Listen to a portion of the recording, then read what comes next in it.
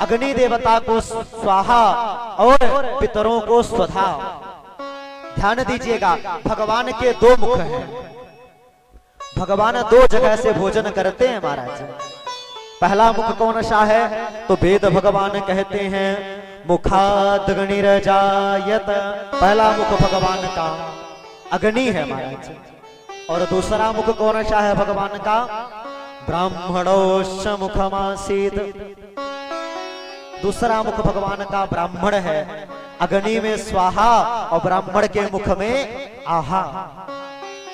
जब ब्राह्मणों को बढ़िया माल पुआ खिला दिया जाए, मीठा खिला करके ब्राह्मणों को विदा किया जाए, प्रणाम किया जाए, तो ब्राह्मण प्रसन्न हो जाते हैं। उस समय साक्षात ठाकुर जी प्रसन्न हो जाते हैं। और तो और कह दिया गया कि ब्राह्मण जब प्रसन्न होते हैं, और ब्राह्मणों का जहां पर, गाय का जहां पर सम्मान नहीं होता, तो कहा न विप्रपादो दग्पंकलानि न वेद शास्त्रा ध्वनि गर्जितानि स्वाहा स्वधाकार विवर्जितानि समसान तुल्यानि गृहाणि तानि। महाराज, ब्राह्मण भी देवता के स्वरूप में होते हैं। क्यों? क्योंकि ये सारा संसार किसके अधीन है? सारा संसार भगवान के अधीन है। दैवाधीनम जगत सर्वे। सारा संसार भगवान के अधीन है।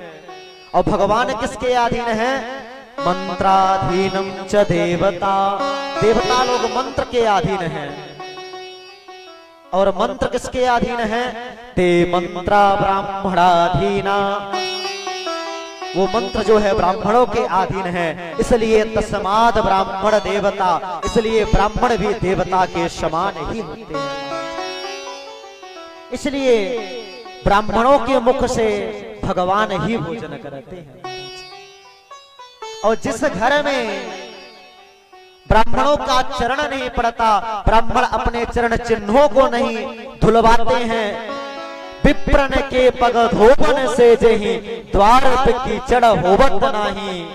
गर्जन वेदव शास्त्रन के ध्वनि से नभ मंडल गूंजत नाही। स्वाहा स्वधा करी के जही जो जन आहुति कर्म करावत नाही। सो घर है शमशान की भांति तहां सुख संपत्ति आवत नहीं। जहां ब्राह्मणों का सम्मान नहीं होता, वहां सुख और शांति कभी आने वाली।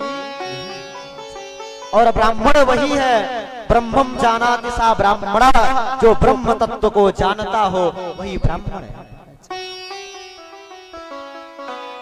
ब्राह्मण को अपने कार्य में निरत रहना चाहिए। हमेशा भगवान का भजन करते रहना चाहिए। हमेशा भगवान का गुणानुवाद करते रहना चाहिए। इस प्रकार से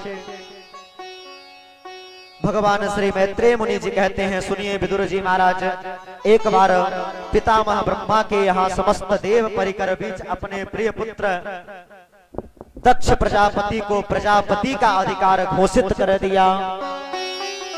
और अब दक्ष को प्रजापति का पद मिलते ही महाराज अभिमान हो गया। और जब अभिमान हो गया तो अचानक दक्ष ने अहंकार में आकर के चारों तरफ दृष्टि घुमाते हुए सभा में प्रवेश किया। स्वागत में बड़े बड़े लोग खड़े थे। अचानक दृष्टि पड़ी तो 3 लोग खड़े नहीं थे, ब्रह्मा विष्णु और महेश। तो दक्ष प्रजापति सोचने लगा कि ब्रह्मा विष्णु को देखकर कुछ नहीं बोला, परंतु जो शिव जी हैं देख करके लाल पीला हो गया। और शिव जी, यह तो मेरा दामाद है, इसको